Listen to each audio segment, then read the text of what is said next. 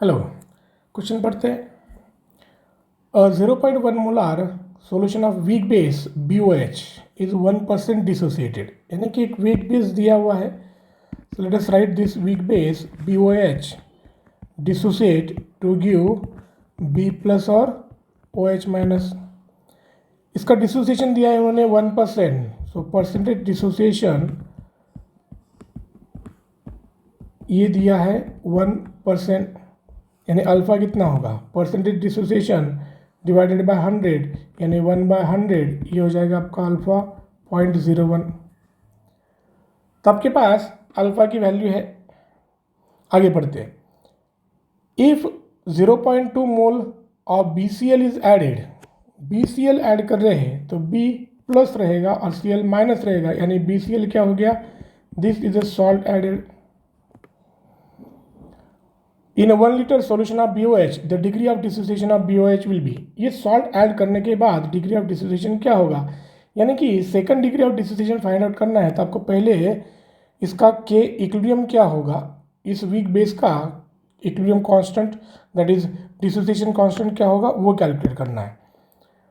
So this is written as, समझो C और C alpha के टर्म में लिखा जाए तो ये बेस है तो KB will be written as here C alpha square upon 1 minus alpha.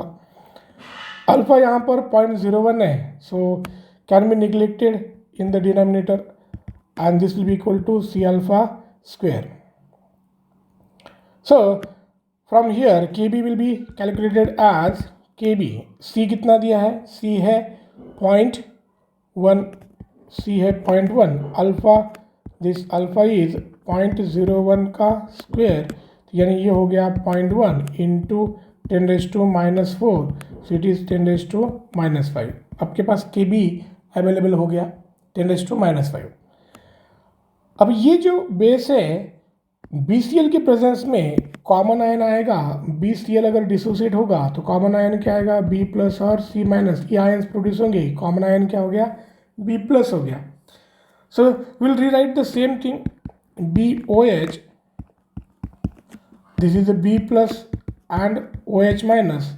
यहाँ पर शुरू से ही B प्लस का कॉन्सेंट्रेशन जो कि सॉल्ट से आने वाला है, और सॉल्ट कितना कंसिडर किया है उन्होंने यहाँ पे 0.2 मोल, और 1 लीटर सोल्यूशन में कि इसका कॉन्सेंट्रेशन भी उतना ही हो जाएगा।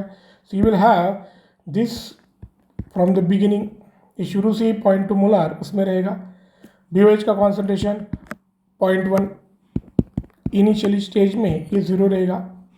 अब ये अगर डिसोसिएट होता है तो यानी कि चेंज कितना होगा, -0.1 into alpha, so let us consider this is alpha 2, ये कितना बनेगा, ये बनेगा 0.1 इंटू अल्फा 2, ये कितना बनेगा 0.1 इंटू अल्फा 2।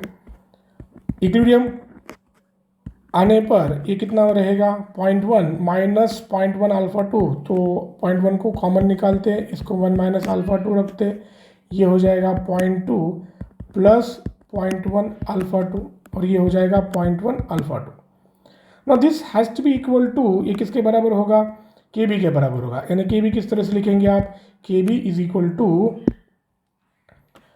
प्रोडक्ट के term, so which is 0.2 plus 0.1 alpha 2, ये हो जाएगा 0.1 alpha 2 divided by 0.1 in bracket 1 minus alpha 2। अभी कॉमन आयन होने की वजह से डिग्री ऑफ डिसोसिएशन और कम होने वाला है, यानी कि अल्फा 2 जो होगा वो पहले से भी कम आने वाला है। यहाँ इस केस में ये जो पार्ट है पहले ब्रैकेट में, इसको निगलेक्ट कर सकते, या अल्फा 2 1 के सामने निगलेक्ट कर सकते, तो KB क्या हो जाएगा, KB हो जाएगा आपका, KB will be equal to, तो ये बच गया 0.2 इंटू 0.1 अल्फा 2 अपॉन 0.1, KB की वैल्यू कितनी है 10⁻⁻⁵।